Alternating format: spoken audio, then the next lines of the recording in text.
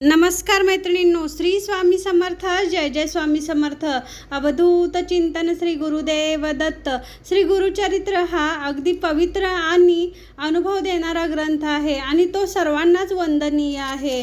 तर मैत्रिणींनो, दत्त अवतार श्री नृसिंह सरस्वती यांच्या प्रेरणेनेच श्री गुरुचरित्र ग्रंथाचे लेखन केलं गेलं आहे.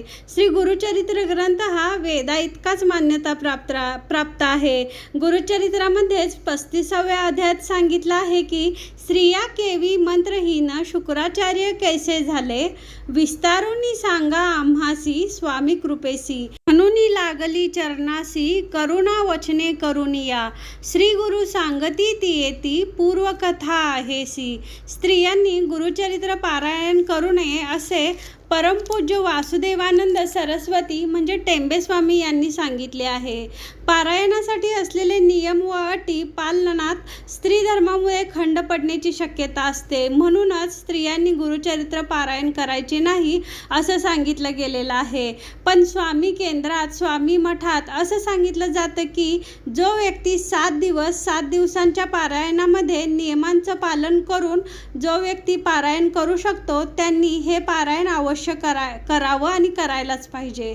मैत्रिणींनो, आपल्या स्त्रियांच्या काही अडचणी असतात, म्हणजे सुतक, मासिक धर्म, विटाळ किंवा इतर काही समस्या असतात. अशा काही अडचणी आल्या तर या काळात स्त्रियांनी पारायण करू नये.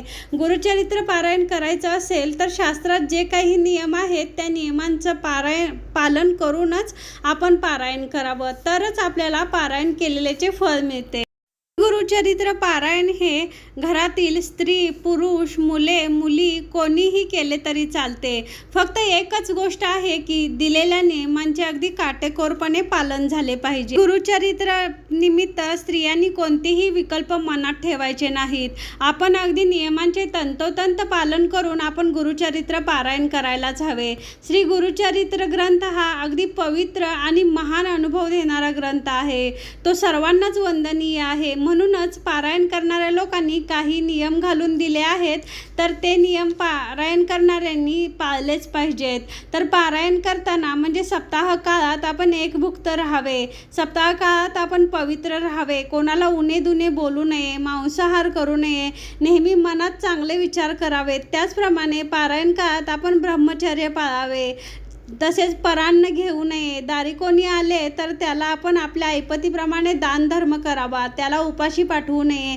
किमान पाणी तरी देऊन त्याचा पाहुणचार करावा. रात्री झोपताना आपण जमिनीवर झोपावे. दिवसा झोपू नये. तर त्याचप्रमाणे गादीवर झोपू नये.